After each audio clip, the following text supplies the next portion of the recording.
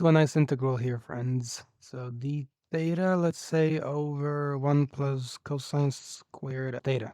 Okay, first is factor cosine squared out. That means you're going to have 1 over cosine squared theta. And what's left is 1 over cosine squared theta. This way, you got to put that there, so to compensate for factoring cosine squared out.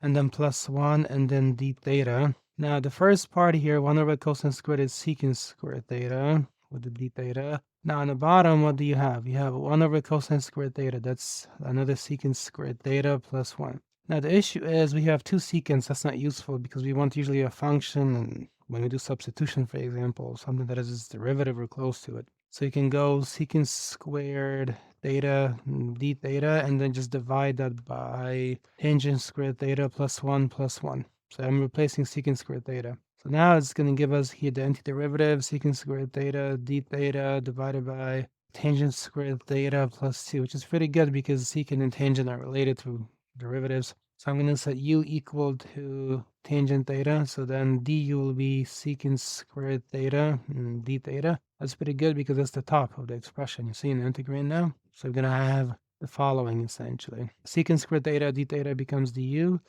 And then the bottom, tangent squared theta plus 2 becomes u squared plus 2. Now, that doesn't seem to conform to any rule, so we got to rewrite yet again. Du over u squared plus the square root of 2 quantity squared. So I'm rewriting this in this particular format here. It's equivalent to 2. But now for this, there is a rule. It's equivalent to 1 over the root of 2. Tangent inverse of u, the variable, over the root of 2 plus c. Lastly, because u is equal to tangent theta, you can say it's 1 over the root of 2, the root of 2, tangent inverse, and then the u can become tangent of theta over the root of 2 plus c, the answer.